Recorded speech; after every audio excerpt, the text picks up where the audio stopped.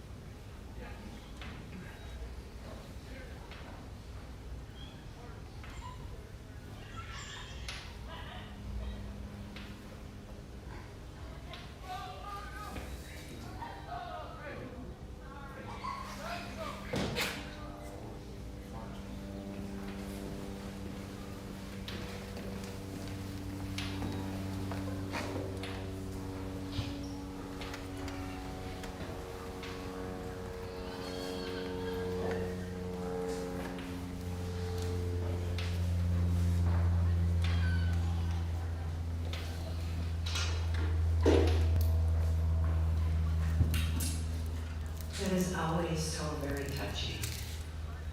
And he proudly served on behalf of the United States, and I am so grateful for all of you who are veterans amongst us. Thank you for your service. My name is Kim Wagner, and I'm a life celebrant with Westford Funeral Home. It is always a joy and a privilege to go out and meet families, talk about the lives of these people that are no longer with us. So please accept our heartfelt condolences over the loss of Douglas John Connell. Doug was many things to many people. He was father to Eric, Heather, Kim, and Chris. Grandfather to 6 children: Christian, Caden, Justice, Serenity, Phoenix, and Maverick. He was brother to Ron, uncle, friend, golfer, fisherman, retiree. We could go on and on and on. Life changed dramatically for all of you folks on March 26th when Doug died. We know that the last few weeks have been very difficult. Death is really, really so very hard to comprehend. Truly, it's always a privilege to walk with you during these difficult days. If everyone would be so kind as to check your cell phone and make sure it's silenced.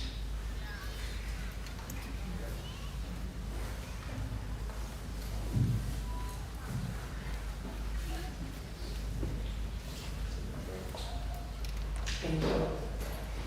And if you would, please pray with me. Dear Lord, during this time of sorrow, we ask that you provide peace and comfort to Doug's family. May they sense that you are the good shepherd, that you are gentle, you are kind, always seeking to keep close all those you love. We ask that you tenderly care for Doug until we are all together again. We pray this in the name of Jesus Christ, your Son and our Lord. Amen. Talking to Doug's children a couple weeks ago, it was decided that today was going to be a celebration, a happy, happy occasion to marvel at the 73 years Doug shared with us. In just over a week, May 23rd, he would have celebrated his 74th birthday. I don't think any of you would disagree with me in saying that Doug was gregarious, he was outgoing, he had a marvelous sense of humor, who from time to time, I understand, could be just slightly hot-headed. Yeah. This is the man that we love and remember. He could be just a little stubborn at times. But he also made friends with ease. In one way or another, if he sat down with you, there would be something that he would find in common with you. His accomplishments are numerous. Look around at the tables, the display tables. Amazing abilities. From golfing, to hunting, to grilling, to telling a good story, there is very little that Doug couldn't do. But the adjective that I enjoyed the most, and I heard from several people, he was a character. Ginny, wife of Fred, Doug's cousin. Ginny, are you here? I'm here too. And your friend, all day.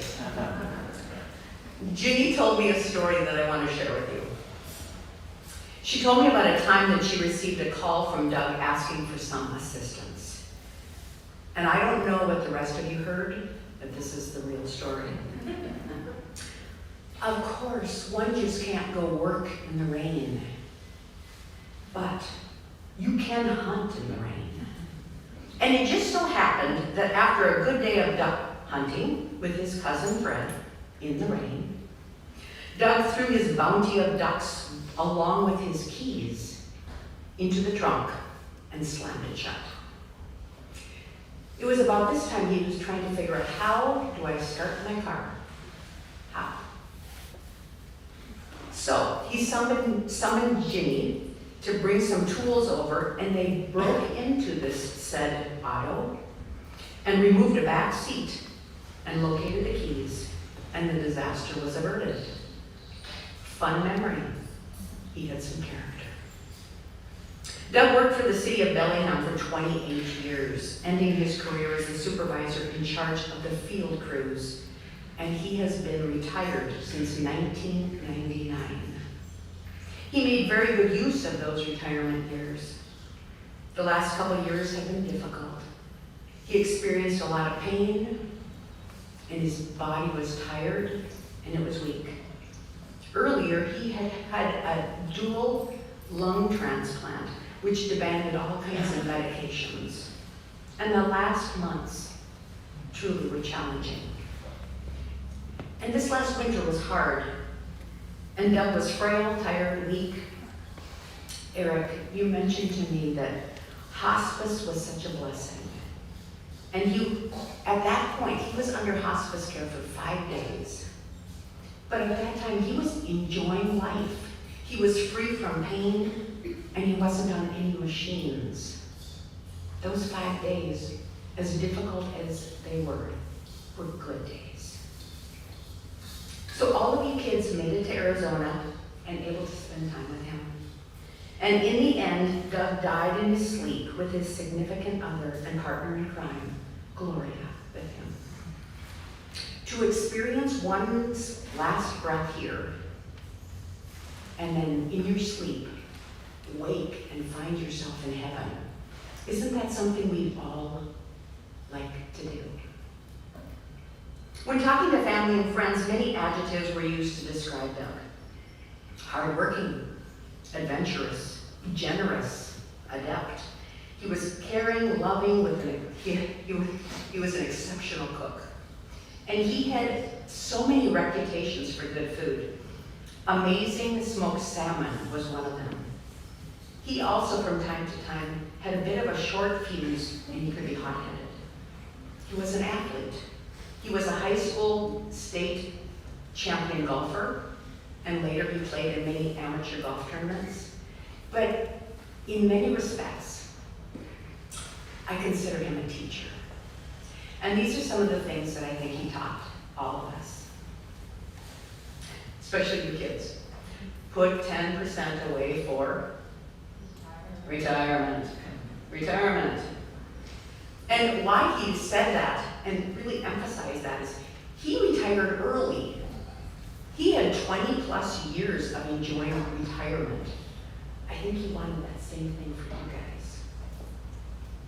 He also taught that it is possible to live off the sea. You kids all mentioned how he taught you to fish, dig for clams, and how to cook up whatever you caught.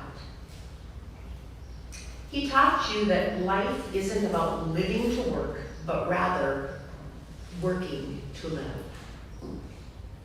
He taught you about priorities. He also said, find things you love to do and do them. In Doug's case, this involved golfing, fishing, wood carving, and tying flies. Chris, you mentioned that your dad worked hard his whole life and knew how to enjoy his free time. He went through a rough patch midlife, but did the best he could to take care of his parents and his family. He always had good friends and was always well known within his communities. One thing that stood out, family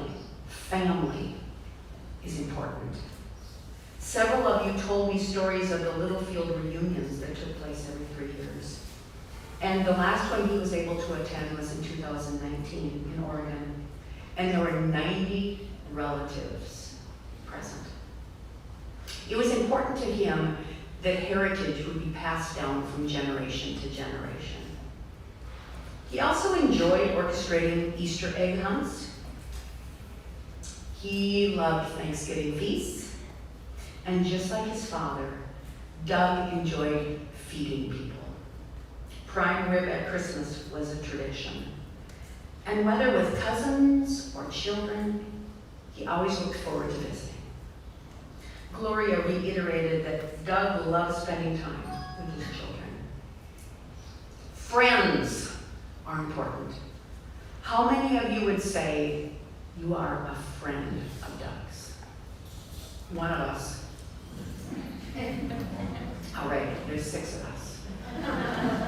He was a friend to everyone. One friend that was mentioned was Captain Jim. Is Captain Jim here? Captain Jim, you were mentioned many, many times.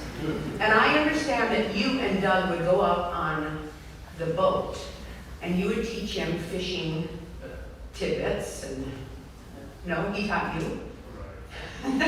Whatever the case is, I heard that the 2 of you shared a lot of stories. Probably a few lies and a few truths. Mm-hmm. But he looked up to you. He truly looked up to you. Grilling is a worthy pastime. This is another thing he taught. So, have you ever heard of root beer ribs? Who knew? I love this. There is always time for popcorn. So on your way out today, if there is any left, grab some of this popcorn because it gives the secret recipe, and I'm going to tell it to you, but you cannot pass it on. Okay? So you put this into the microwave and you pop it. Ready for the rest? Then there's 2 tablespoons of melted butter and a little extra salt. Eat the popcorn. Chris mentioned his dad had a favorite saying. It was this. It is what it is. Is that correct? Did I word that correctly? It is what it is. And the takeaway from this, I think, is simply, you get in life what you get. And we have to learn to make do with it. Lyrics from the song, Don't Worry, Be Happy, and I bet many of you know these lyrics. They go like this. Here's a little song I wrote. You might want to sing it note for note. Don't worry, be happy. In every life we have some trouble, but when you worry, you make it double. Don't worry, be happy. Don't worry, be happy now. One last little piece that I think he taught us. Whether positive or negative, be true to yourself and give genuine advice. We all want to be remembered for making a positive impact and leaving this world a better place. 73 years. That's the time that Doug was given. Not near enough, but he made very, very good use of those years. How now will we remember him? Chris shared the story of he and his dad fishing in the San Juans, and Doug thought that he had hooked a big salmon, and he was running all over the boat fighting this mighty fish. He finally was able to reel it in, and it turned out to be a helldiver duck. Now, how do you put that on the grill? He hooked it by the scruff of its neck, and this is the best part, the string of profanities afterwards. Can you imagine? We all know him, don't we? Beginning in summer and lasting well into the fall, Doug enjoyed following wild salmon spawnings. Then came the hunting season. And in later years, he traveled back and forth to Arizona. Warmer climates, he loved them. Gloria and Doug made many trips between Washington and Arizona. Together they would sightsee, relax, and simply enjoy one another's company. One thing that you noted while driving, he would always wait a little bit when the stoplight changed from red to green before accelerating. She believes that this pause prevented many accidents. She will also remember Doug's fishing abilities, However, that first time when you went fishing together, she outfished him 10-0. It had to have been such a proud moment for him.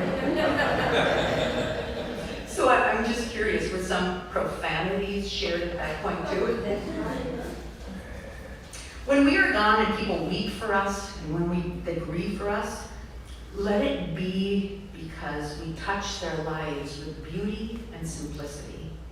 Let it not be said that life was good to us, but rather that we are good to life. Doug, you taught so many valuable lessons. We are wiser, better people because of you. Because of you, we are resilient. We are better advice givers. We are better barbecuers. And we are better people because of the lessons you taught. Now, Doug, rest in peace. Who better to understand this guy than close relatives? So at this point, I'm going to ask some of his kids to share a few words. Heather, do you want to start?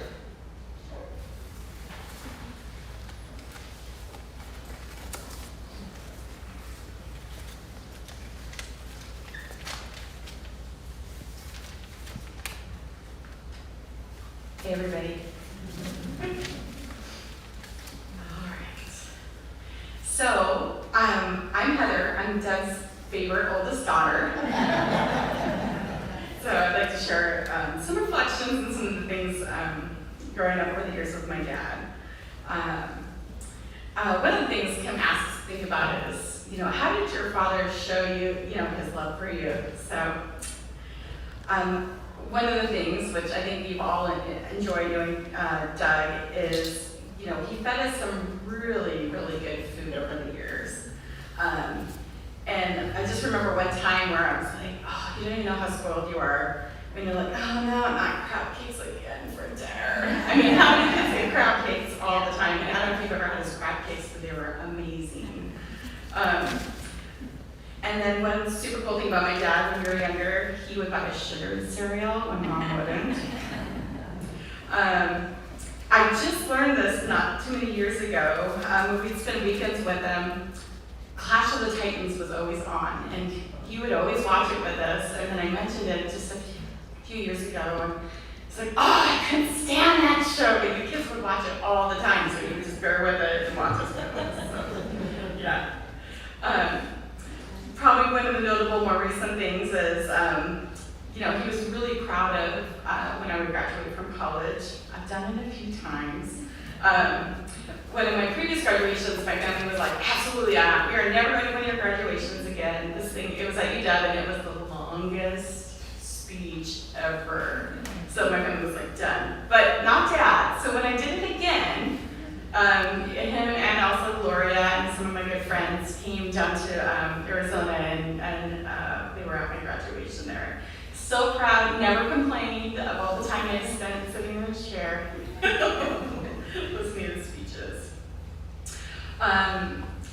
And good advice, absolutely. He always told us kids to put 10% away, and when you're an adolescent, you're like, I can't do that, I can't put 10% away.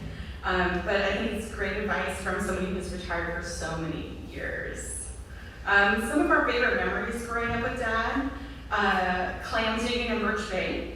He always had a knack for finding the honey holes, so we never went away with an empty bucket.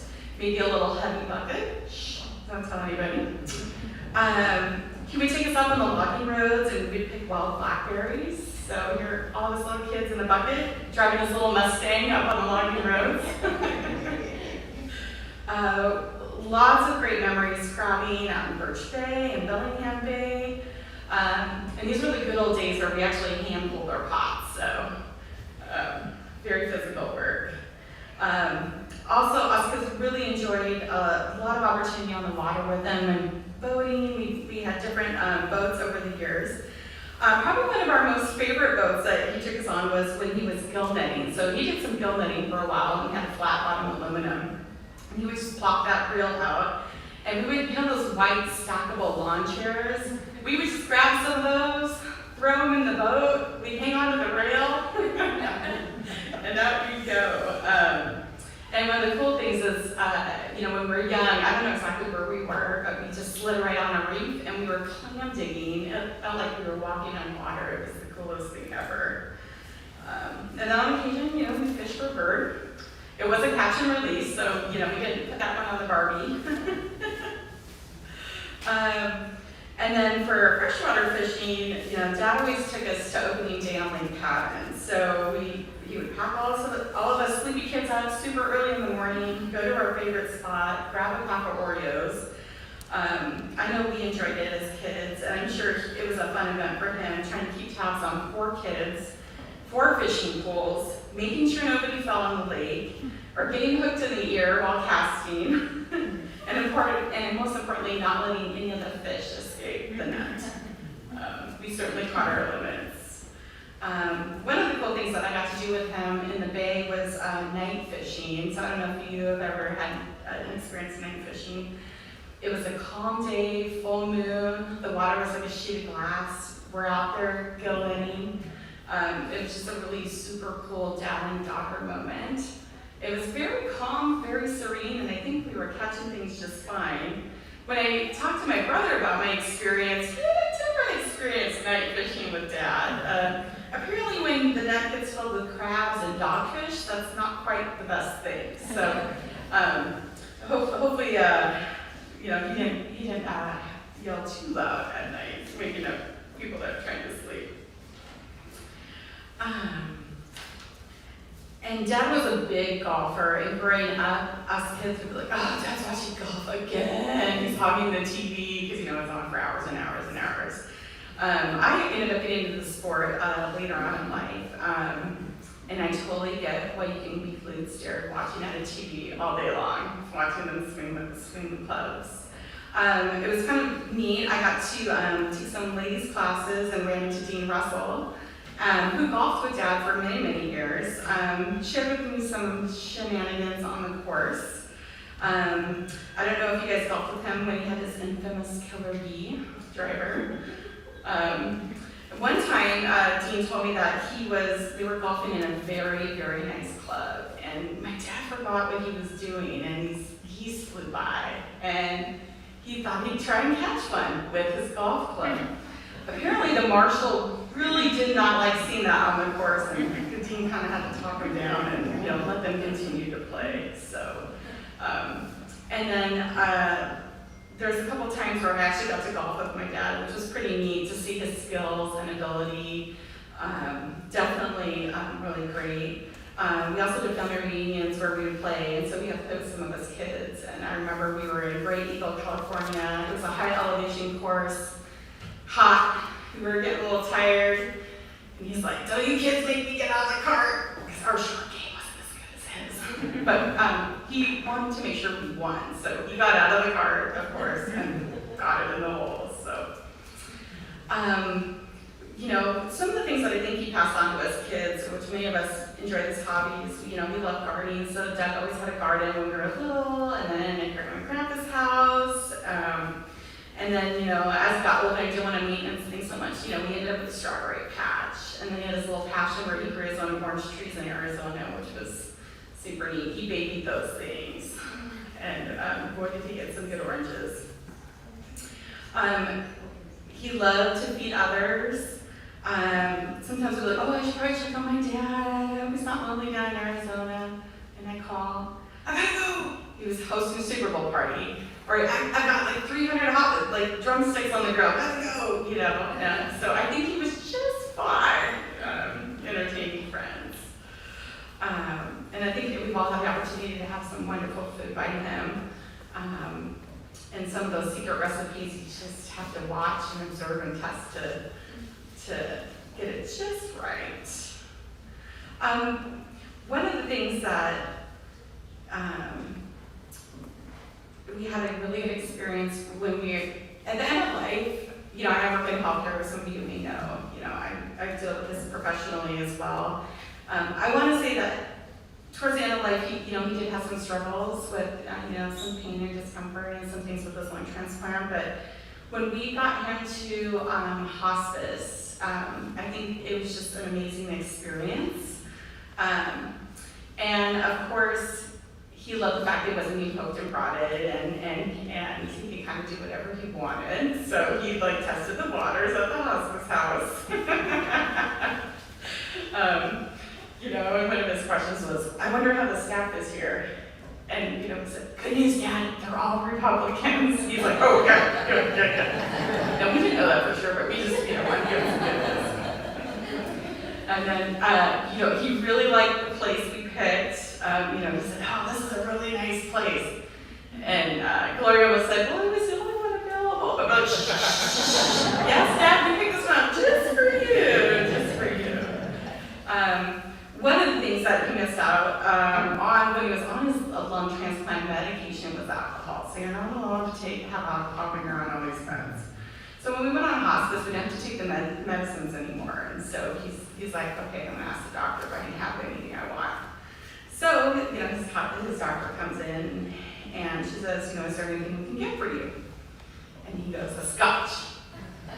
And she says, Doug, you can have anything you want to eat or drink. And he's like, okay. So a few phone calls were made. Shortly thereafter, we had one of his favorite bottles out of the cabinet brought over, and a little party ensued in his room. And he probably held on to that bottle. I think he was hungry, we were going to take it away. And he was sipping his drink, and we put it on the rocks, and at first he's like, this doesn't taste like what it used to. And then we got the straw down a little further in the cup, and then he's like, this is good. And he just sat there holding his glass with a huge smile on his face. And, how you doing, Doug? Buzzed.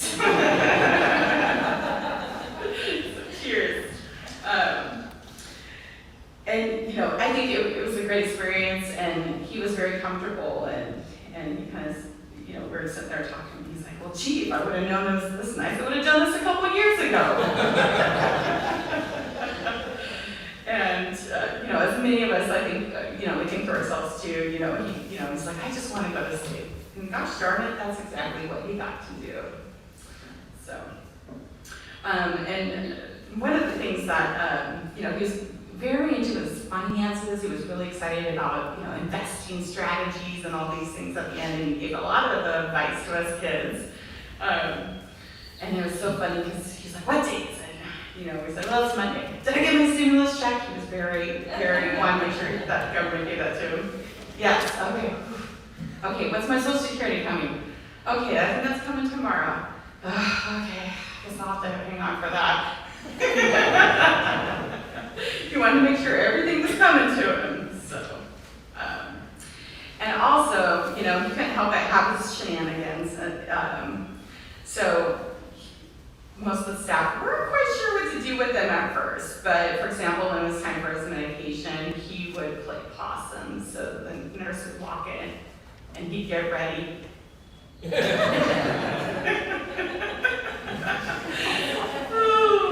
couldn't help but laugh. Or he managed to put his finger out just to see if he could get the nurse to pull his finger. When the nurse said, I'll come back for that, Doug. And then another one was, he would get into his little position, he'd hold his hands like this and close his eyes. And then a few seconds later, he'd look, and I'm like, yeah, Dad, you're still here, and I'm still here. Try again. So I just wanted to share that with you because it was a great experience. He got to see all of us kids, and he got to have his humor and be comfortable and all those things. And it was a really great passing experience. So, yeah.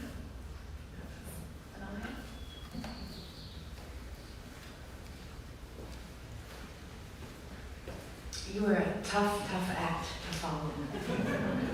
Any of the sons want to share anything?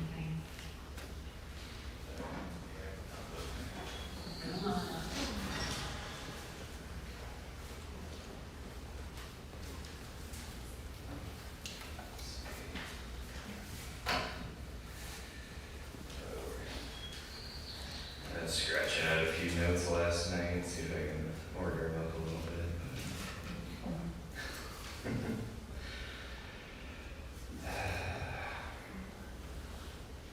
Yeah, I mean, yeah, a lot of stuff really been talked about. I mean, he was really a terrific guy. At the reunions, he was my trap shooting partner, so I was first and he was always the follow-up in case I missed, so it's a good guy to have to get back. I mean, all the fishing adventures, golf, I think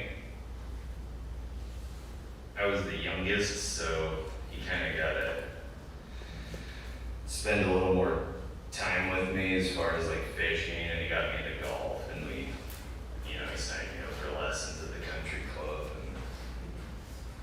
and that was,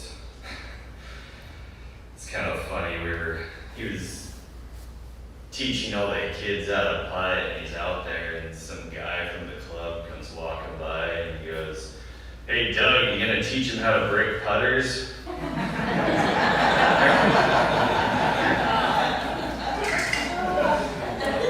Some people are just bad sports, I guess. And then, obviously, cribbage was a huge staple in our family. Big cribbage tournaments at the reunions. I don't know, Ron, was he the best partner?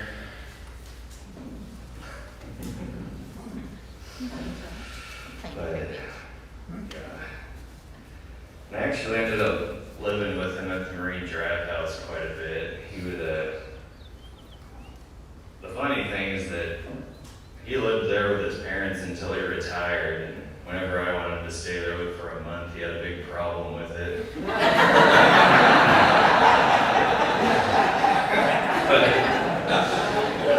But it is a little bit. Maybe he saw a little too much of himself in me and knew better. But, I mean, I always played 3-4 sports a season, and I'd get hurt. I tore my ACL twice, and then he'd just get all upset at me and tell me, "You're gonna regret this when you're older." I'm like, well, hey, I gotta live a little bit. You did.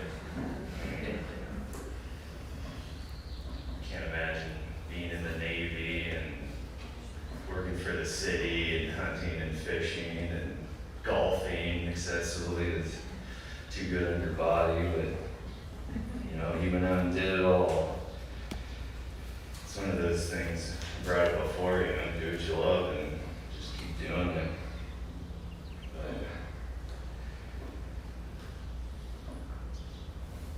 yeah, I had a couple. I suppose he had a couple close calls too. I don't know if that was up there with you, Jim. He was talking about being up.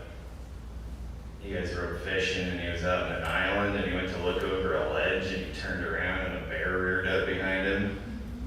This is a different time. Okay. Well, luckily, he had a gun with him, and he made a miracle shot. And his statement afterwards was, "There were 2 piles of poop on that hill. One had berries in it, and one didn't."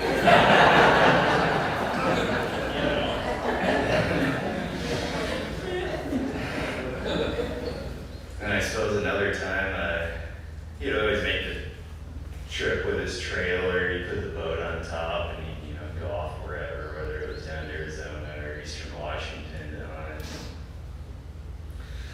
I was sitting in the chair in my underwear watching TV in the morning, and he just comes walking in and looks at me and goes, "Everything's gone. The truck, the boat, the trailer, everything." I'm like, "What? Do you need me to take you to the hospital?" He's like, "No, I got someone coming to pick me up." And I was like, "Okay." And then turns out somebody had pulled in front of him on that on-ramp on Iowa, and they spun out, and he went right into the median, and it just destroyed everything. But the irony is that he was the street supervisor for the city of Bellingham, and he backed traffic all the way up to Acme.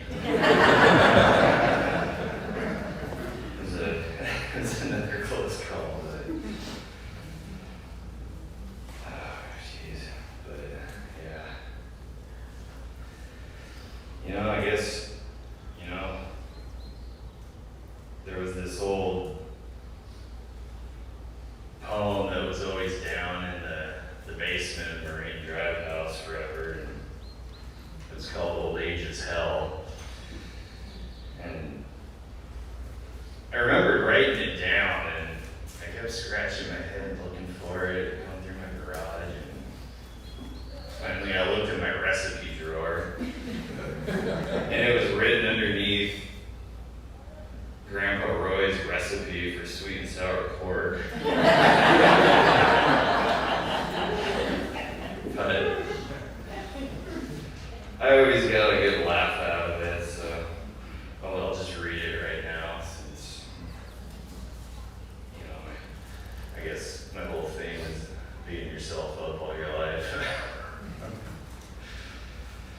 Your body gets stiff, you get cramps in your legs, corns on your feet as big as hen eggs, gas on your stomach, elimination is poor, take X-Lax at night and then you're not sure. You soak in the tub or your body will smell. It's like I said, folks, old age is hell.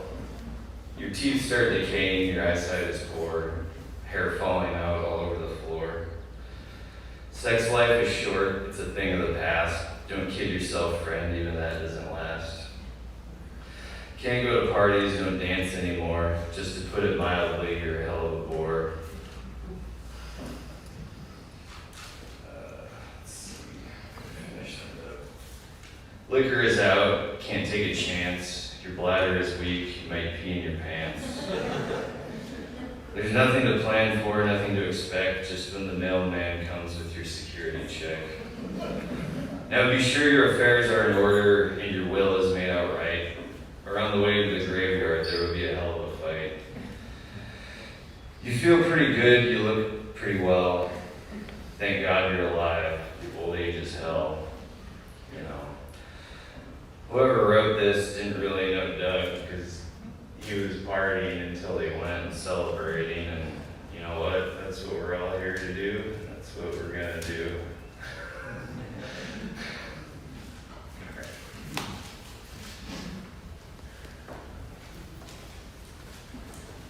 Are you going to share anything?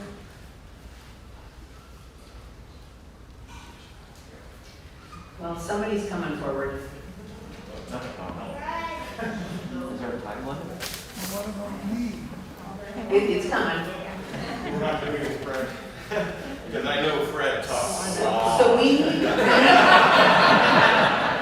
need, because there is food out there, and we still have a wonderful video to watch and everything, so Keep it short. keep it short. Fred? That's my name. I know if I didn't keep Fred up there, we're going to be here until probably Where did the president and I take this off, because I'm vaccinated. All All right, right. back on you. I'm Justin. I am Doug's favorite son-in-law. And for those of you guys who think I'm using that term without validation, I'm his only one. That is until 5 years ago when Chad came along and he gave me some competition. But may have kept that title.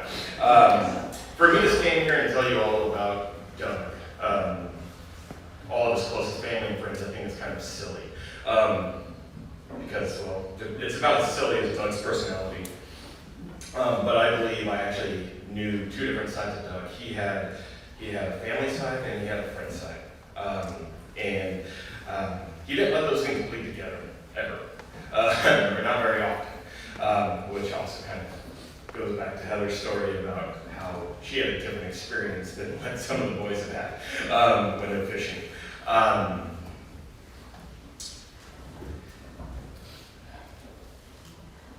I think that being able to reach the real Doug is, it was somewhat difficult because you never know what side you're going to get, which makes his voice mode so hilarious.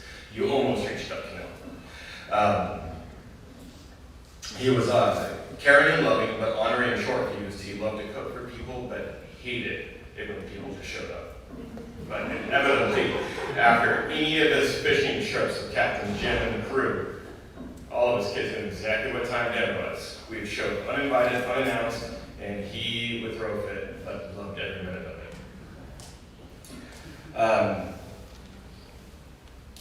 no matter the side of Doug that you experienced, he had a way of making you love him. I had that insight into two different sides of Doug, one as a son and one as a friend.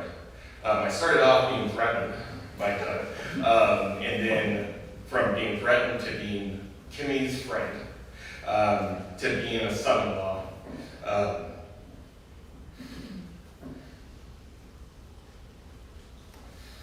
To being a friend.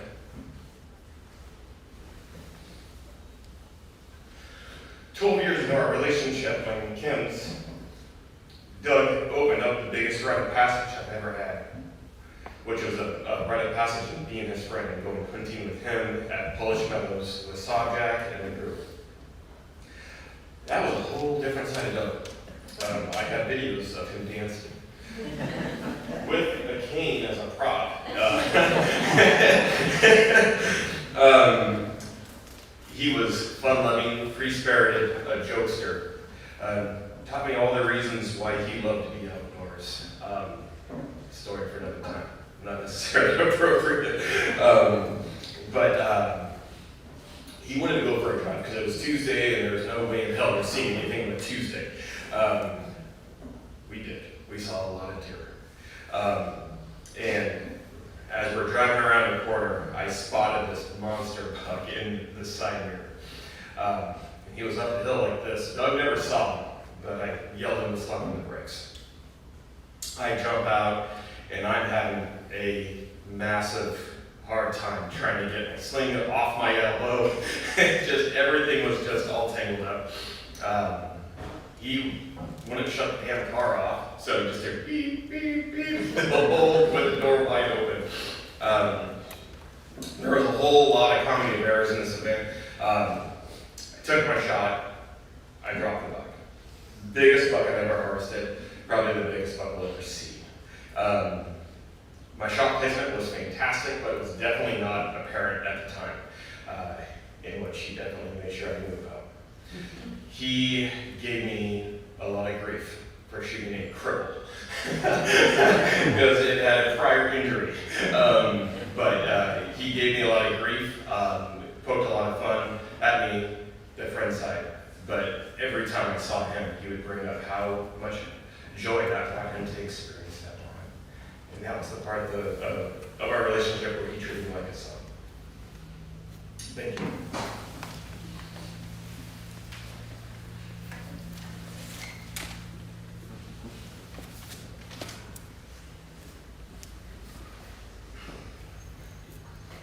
I grew up with Doug.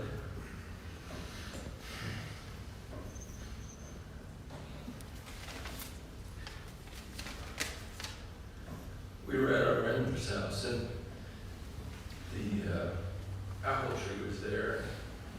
Doug wanted to go get an apple and I said, Doug, don't go. God hasn't put the sugar in them yet. He always enjoyed life to the fullest, and some people are lucky and some people are born lucky. Doug was born lucky.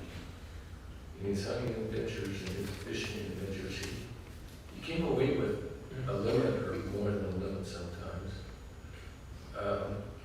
One of the stories, a couple of hunting stories that I remember, we went eastern Washington hunting. We went to Sumas Mountain, which is that first mountain right over there.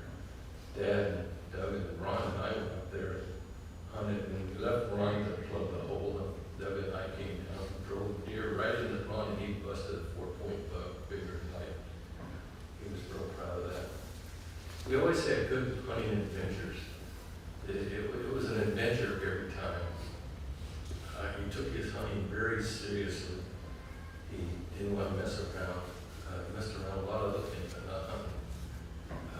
We enjoyed hunting a lot. He was at my place a lot, and I was at his place a lot, going to eastern Washington or wherever we went. We went over to the mountains. We're going to get feed, and always took a gun with us in hunting season. Didn't go anywhere without a gun. He saw a couple of roosters out the side of the truck, and we stopped. And he said, well, them roosters are just going to flush out the back. I'll take your 12-gauge 3-shotgun rounding, and I'll plug the hole. And I'll give you my little 410 double barrel that my dad gave me for Christmas. That's okay. So when I get around back for plugging the hole, you just flush them out and I'll get them. He says, okay. So I walked right up on them pheasants, and one of them got up that way, and I busted him, and one of them got up the other way, and busted him, and Doug was madder than a wet hen, because he didn't get to shoot the pheasant. And it was kind of like that, it was so serious in his hunting, and I always thought it was kind of funny, the good times that he had. He made wherever he was at a good time. We were, opening day of hunting season was a it was a religious experience. Never missed it. Got up early in the morning, hunted ducks. We knew where every duck hole was and every creek walk in Whatcom County. Everywhere we went, we got ducks. And we got our limit about noon, was coming down Sumas Mountain. We spied a deer. He had a deer license, I didn't have one, off to the side. He still had that stupid little double barrel 410 gauge, and I had some buckshot in the 12 gauge. So he took my gun again, walked right up on that deer, shot it. So we had a whole load of ducks and a deer by noon on opening day, and he was just tickled pink. That was just the way it went a lot of times. I don't think he ever went anywhere he'd come back stoned. I was in the Navy with him. I was at my grandmother's house with him. We would go and spend New Year's Eve and hang out and Uncle Roy would go dancing, and we'd be left home with Ron. We'd play Monopoly and went a couple of rounds, and then it was me and Doug against Ron, because Ron was a little better card player than we were. And then we ganged up on him, and then we get it. That's just the way it is. I really appreciate what Doug did in my life, and he raised a really nice family. I appreciate Laura. She's a great person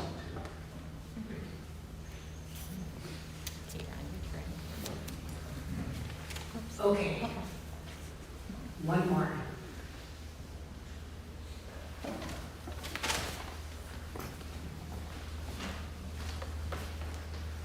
Thank everyone for coming out today. What a great turnout to celebrate my brother's life.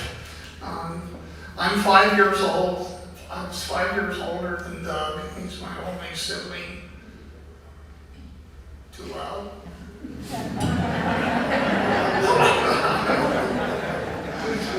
And we grew up on Lake. I'm going to talk about when we were younger and we grew up. We grew up on Lakeway Drive, right near Lakeway Golf Course, and shared a bedroom in that house off the kitchen, and it had bunk beds in it. Mom and Dad loved to entertain. They'd go out to the Elks Club and come back from dancing at 12, 1 in the morning, come into our bedroom. That's where the freezer was. Open it up, get stuff out, cook a big breakfast for their friends. So that was kind of interesting. Oh, I forgot my prop.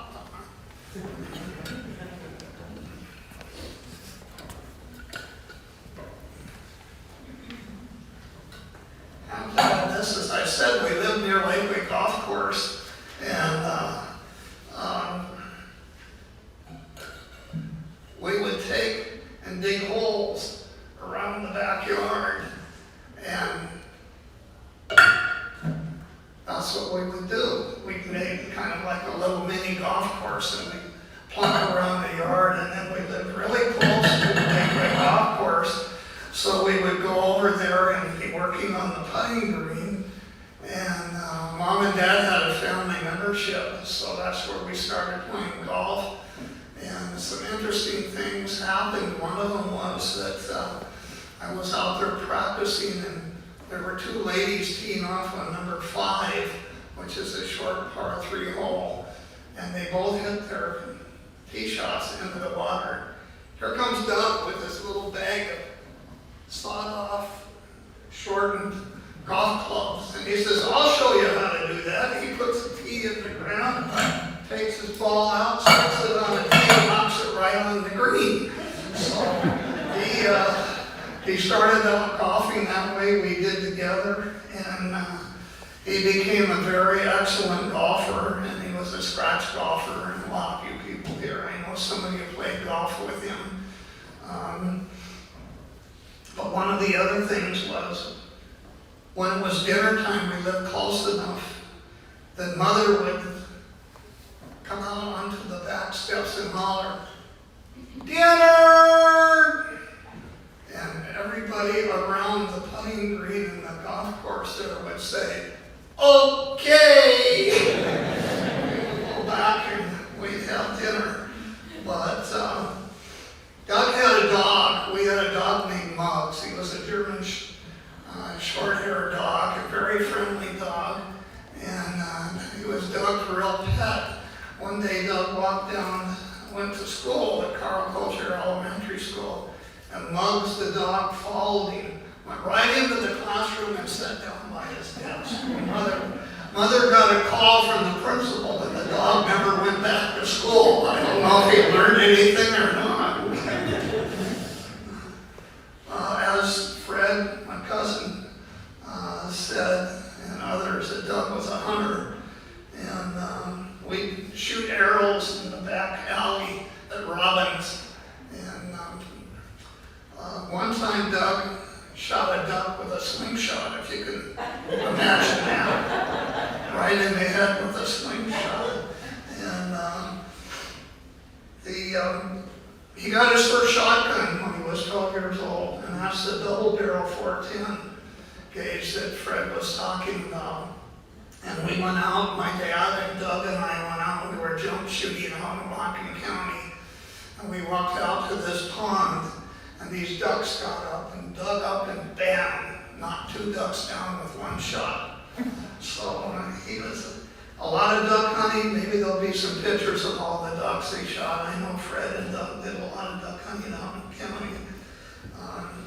He was a really good hunter. He got a lot of really big buck racks. I know I see Dick Sobjack here. He would go over and hunt in that area over on the time.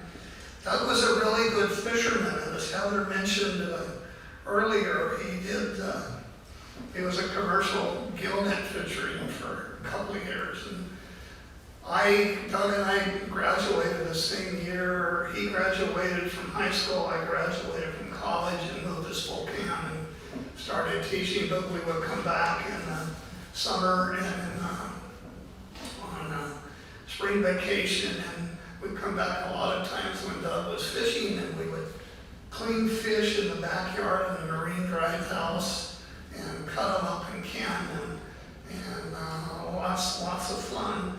We went out to Birch Bay, as you mentioned, Heather, earlier, and one of the things that was really fun to do was to go out there and crab for Dungeness crab.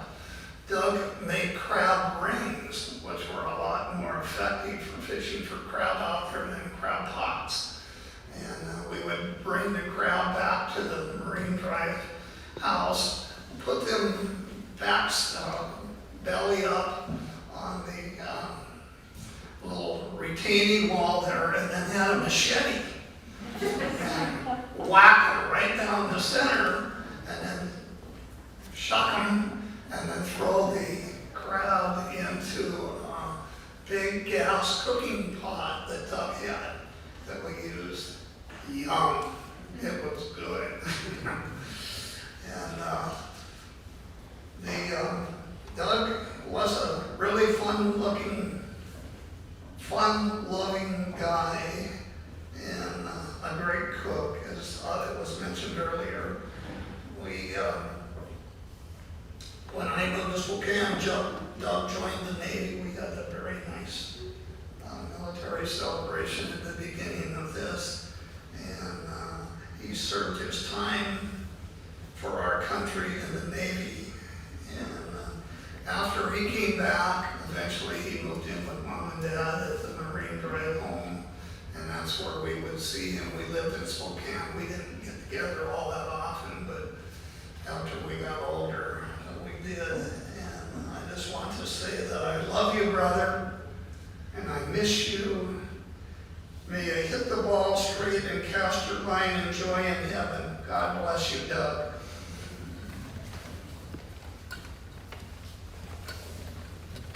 We are running short on time. Are we, Eric, did you want to say anything? Or you want to say anything? You only have 25 minutes.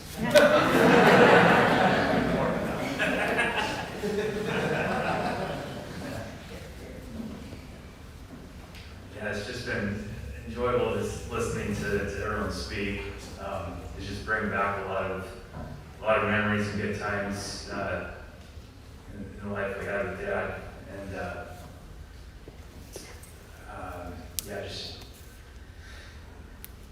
And just going back, just growing up, we barely remember, but when I was just a little kid, we used to live a couple doors down from grandparents over on Marine Drive, and we used to go over there all the time, and it was always a lot of fun. We'd have all kinds of family and friends over, and just big crowd feeds.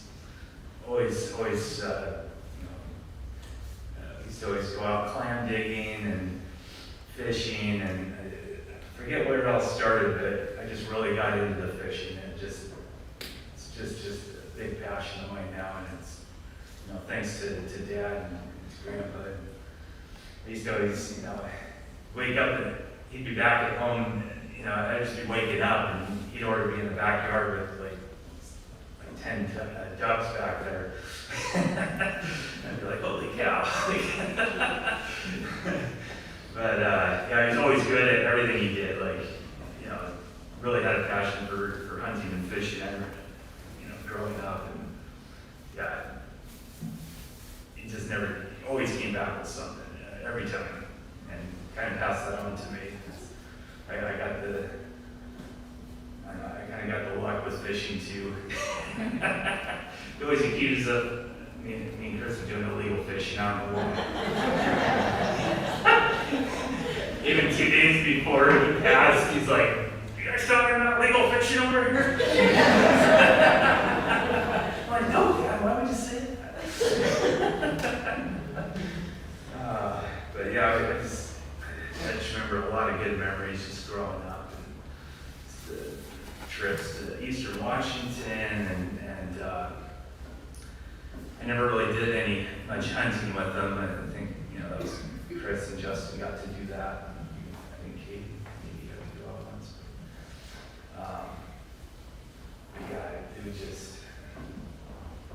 It was amazing, and one of the things I remember growing up, they'd always catch the salmon and the fish and come back to Grandpa's house, and they'd have them all lined up in the backyard taking pictures, and it's kind of a tradition that I do. Growing up, it didn't matter how small the fish I caught, I'd be holding it up.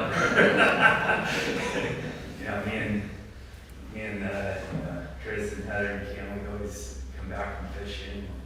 Big thing was we'd hold up the stringer fish, or if you brought back a salmon, or even when we were commercial fishing, we caught this huge one, and even though I didn't catch this, the one to hold up to the picture.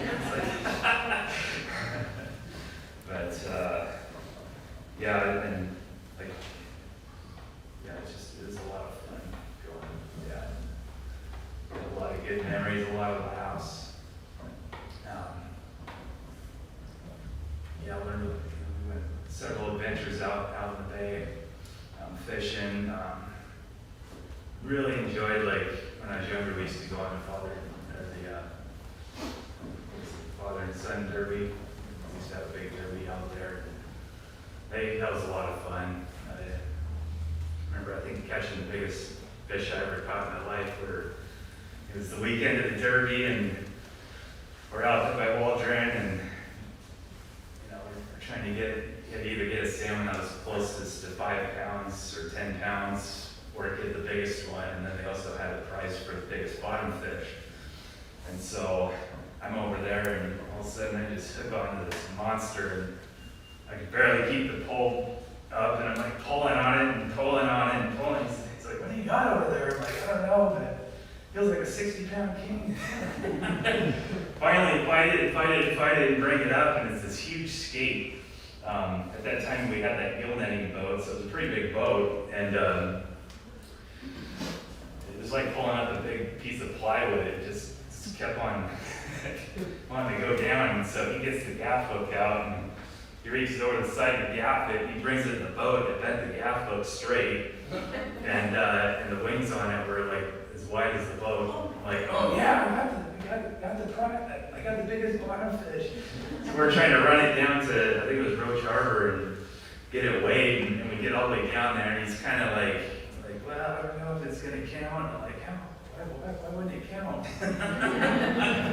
So we get down there, and I'm so excited because the prize was a boat, and we get all the way over there, and they're like, yeah, we're not accepting invertebrates for bobby fish this year.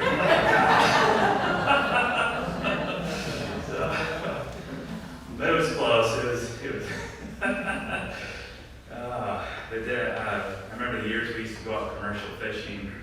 We did that for a good 3 years, and boy, that was a lot of fun. We went out, and even with commercial fishing, he was really good at. There were several times where we were the top boat out there. We really brought in a lot of fish, and it was a lot of fun. I just remember being out there at night and nice and calm. You could see all the stars, and one night you could see the northern lights. And it's just amazing. But I also kind of feared night fishing with them as well.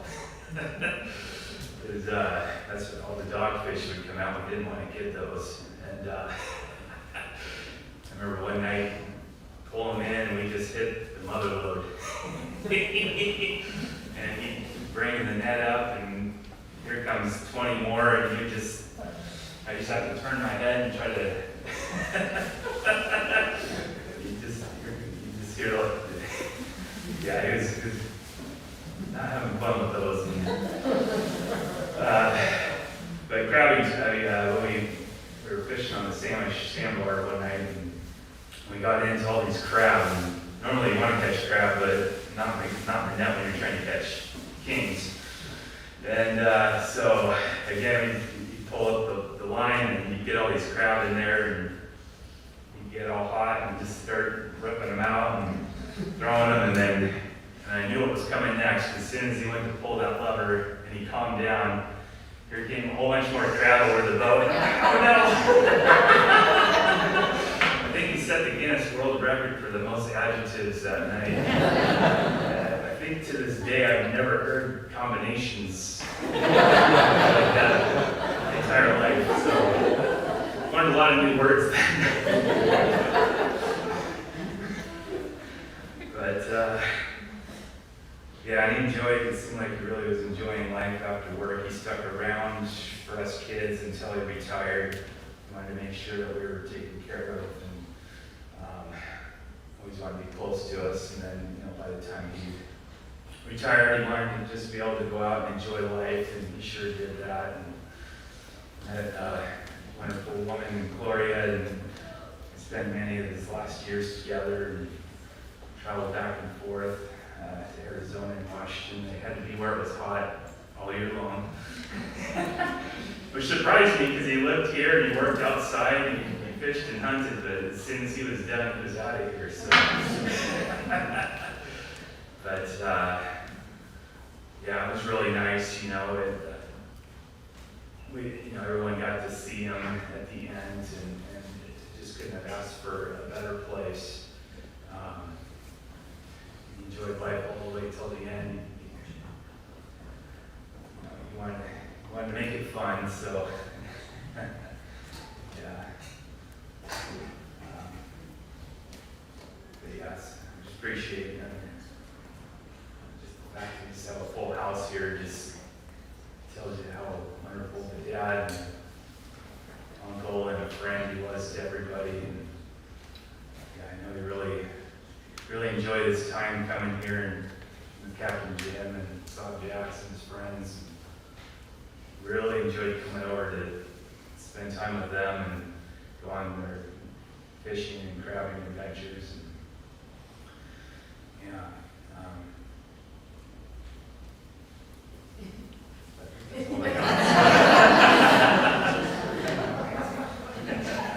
Oh boy, when we have open mic people. Good stuff, all of it very good stuff. What a guy. Are you wanting to watch the video, or do you want us to break for reception and just have it running? Could we do it that way? Yeah. The video is beautiful, 3 wonderful songs, but it's a little lengthy. And some of you look like you have your hunger faces on. So what I would suggest is, when we do break, if you folks who are sitting here could move outside for just a little bit because we have to set up some other tables, that would be great. And I will give a quick conclusion and we can get to eating. Many thanks to all that helped prepare food. It looks like a feast. I believe if Doug were here right now, he would share this last little bit of wisdom with all of us. Death is nothing at all. It does not count. I have only slipped away into the next room. Nothing has happened. Everything remains exactly as it was. I am I, you are you. And the old life that we lived so fondly together is untouched, unchanged. Whatever we were to each other, that we still are. Call me by the old familiar names. Speak of me in the easy way which you always used. Put no difference in your tone. Wear no forced air of somnolence, of sorrow. Oofda. Laugh as we always laughed, at the little jokes that we enjoyed together. Play, smile, think of me, pray for me. Let my name be ever the household word that it always was. Let it be spoken without any effort, without the ghost of a shadow upon it. Life needs all that it ever meant. It is the same as it ever was. There's absolute and unbroken continuity. Why should I be out of mind because I am out of sight? I am but waiting for you, for an interval, somewhere very near, just around the corner. All is well, nothing is hurt, nothing is lost. One brief moment and all will be just as it was before. And how we shall laugh at the trouble of parting when we meet again. I think we can all agree. All is well with God. Thank you all for being here. Thank you for sharing stories. Let's break and set up, and then we will have some wonderful food served. In the meantime, there are drinks available out there if you want to grab a drink and go out this door so we can get this cleaned up. That would be great. Thank you so much.